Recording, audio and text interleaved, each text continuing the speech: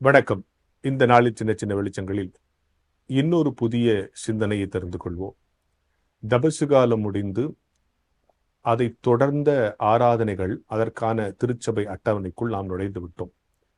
கூடுமான வரைக்கும் தபசு காலத்தில் அவருடைய பாடுகளை, மரணங்களை, கடைசியாக அவர் உயிர்த்தெழுதலையும் பேசி தீர்த்து விட்டோம். நம்ம எல்லாருக்கும் தெரியும், 7 வார்த்தைகளின் அடிப்படையில் பல்வேறு பிரசங்கங்களை அந்த காலகட்டங்களில் கேட்டோம். 7 வார்த்தைகளை வரிசை மாறாமல் நாம் சொல்லுவோம். அந்த 7 வார்த்தைகளின் அடிப்படையில் ஒவ்வொரு வருடமும் புதிய புதிய சிந்தனையை ஆயர் பெருமக்கள் நமக்கு கூறுவார்கள். நாம் கேட்டு மகிழ்ந்து கடந்து வந்து விட்டோம். இன்றைக்கு சின்ன சின்ன வெளிச்சத்தில் இயேசு கிறிஸ்து பேசிய 7 வார்த்தைகளை கடந்து அவர் சிலுவை மரணத்திற்கு போனதற்கு காரணமான ஒரு 7 காரணங்களை பார்ப்போம். சிலுவை மரணம் அவர் வருவதற்கு என்ன காரணம்? ஒரு 7 காரணம், 7 பேர் காரணம் இல்லையா? 7 வார்த்தைகளையே கேட்டு கேட்டு முடிச்சாச்சு. இப்ப 7 காரணங்களை பார்ப்போம். இயேசு கிறிஸ்துவுக்கு சிலுவை வருவதற்கு காரணமானவர்கள் யார்? ஒரு 7 பேர். 1, யூத மக்கள். அவங்க தான் என்ன பண்ணாங்க? நான் அவர் சிலுவையில் இறங்க, அந்த பாவம் எங்க மேலேயே எங்க பிள்ளைங்க மேலேயே வரட்டும்னு சொன்னாங்க. 2வது பிலாத்து. அவர் தான் அந்த சிலுவை மரணத்தை அப்ரூவ் பண்ணவர். அவருக்கு தான் அந்த அதிகாரம் இருக்கு. அவர் நினைச்சிருந்தா அவரை ரிலீஸ் பண்ணிருக்கலாம். அதனால தான் பிலாத்து தான் செய்யணுன்றதுக்காக தான் பிலாத்துகிட்ட கொண்டு போனாங்க. அப்ப 2வது காரணம் பிலாத்து. 3வது காரணம், இந்த நிகழ்வின் தொடக்க புள்ளி யாரு? யூதாஸ். அவர் காட்டி கொடுத்ததுனால தானே அவங்க பிடிச்சாங்க சிலுவை. அப்ப 3வது காரணம் யூதாஸ்.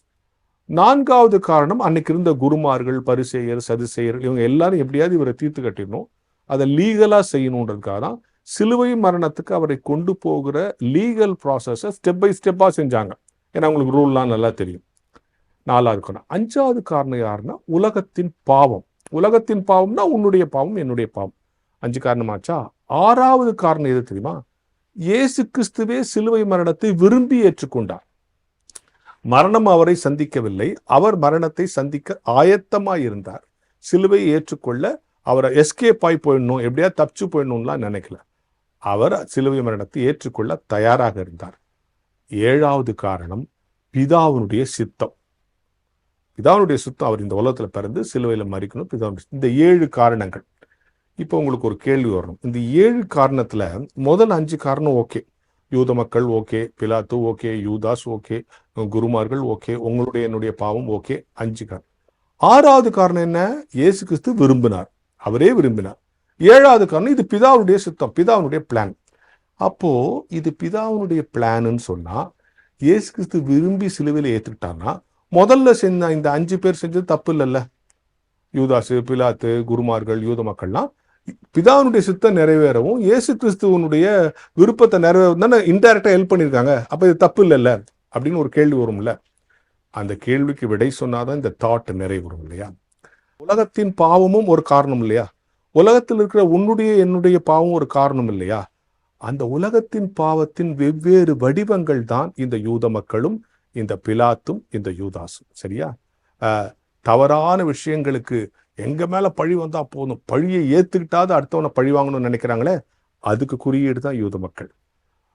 தாங்கிட்ட இருக்கிற அதிகாரத்தை நல்லதுக்கு பயன்படுத்தாம கெட்டதுக்கு பயன்படுத்துறாங்கல்ல, அவங்களுக்கு அடையாளம் தான் பிலாத்து. தன்னுடைய பொருளாசையினால ஒரு தப்பு செய்யறாங்கல்ல, அவங்களுக்கு அடையாளம் தான் யூதாஸ். எனவே இவைகளெல்லாம் உலகத்தின் பாவம்னு சொல்றோம்ல, ஒரு காரணம். அந்த உலகத்தின் பாவத்தினுடைய வெவ்வேறு அடையாளங்கள். இவங்கெல்லாம் ஒரு காரணம்னாலும் இந்த பாவங்கள் எல்லாம் சேர்த்து, இதை தவிர இன்னும் சில பாவங்கள் சேர்த்து தான் அவரை சிலுவை மரணத்துக்கு கொண்டு போனது. எனவே இயேசு விரும்பிதான் ஏற்றார். இது பிதாவுடைய சித்தம் தான். ஆனால் எதற்காக இந்த சித்தம் நிறைவேறியது? எதற்காக இயேசு கிறிஸ்து விரும்பி சிலுவை ஏற்றுக்கொண்டார்? இத்தகைய பாவங்களுக்கு. உலகத்தின் பாவம்னு ஒரு ஜெனரல் கிளாஸ் சொல்லிட்டு சில அடையாளங்கள், அந்த அடையாளங்கள் தான் இவர்கள். எனவே உலகத்தில் இத்தகைய பாவங்களும் இருக்கிறது. இந்த பாவங்கள் எல்லாம் சேர்த்துதான் அவள் சிலுவை மரணத்துக்கு காரணமா இருந்தது. சரிப்பா, அவர் சிலுவையில் அரைஞ்சிட்டாரு, உயிர் தெழுந்தாரு அப்படின்ல.